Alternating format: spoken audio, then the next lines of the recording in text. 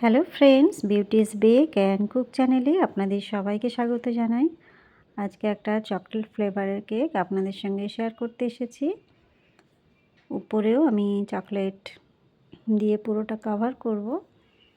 আমি এখানে প্রথমেই কেক স্পঞ্জটা 3টে লেয়ারে কেটে চকলেট ক্রিম দিয়ে ক্রাম কোট করে রেখে দিয়েছিলাম 10 মিনিট। তারপরে আমি ফাইনাল আইসিংটা করছি। আমি একদম মিডিয়াম পরিমাণ ক্রিমই ব্যবহার করছি।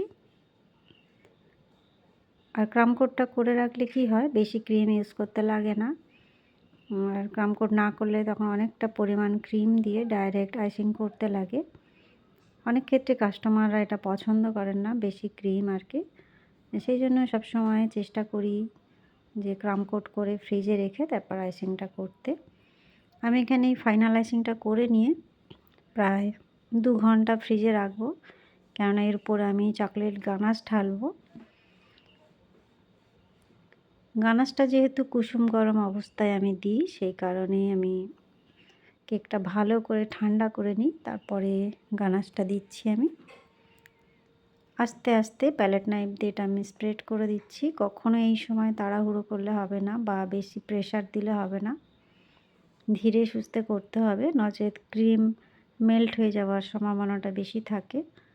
আমি আস্তে আস্তে সাইডটাও চকলেট গানাশ দিয়ে কভার করে নিচ্ছি। এই যে আমার হয়ে গিয়েছে। এখানে আমি ডাইরেক্ট চকলেট গানাশ আর কি একটু ফ্রিজে রেখে স্টিপ করে নিয়েছি, খুব না, হালকা। সেটাই পাইপিং ব্যাগে ভরে 1M নজেল দিয়ে কয়েকটা ফুল বানিয়ে নিয়েছি।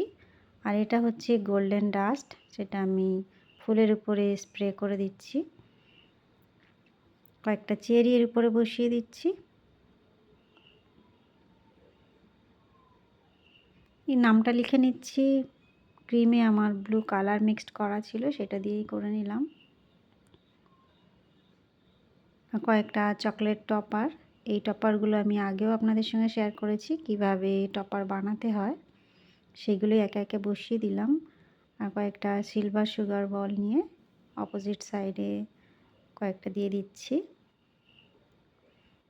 সিম্পলের মধ্যে কেকটা খুবই সুন্দর ছিল, আপনারা ট্রাই করতে পারেন।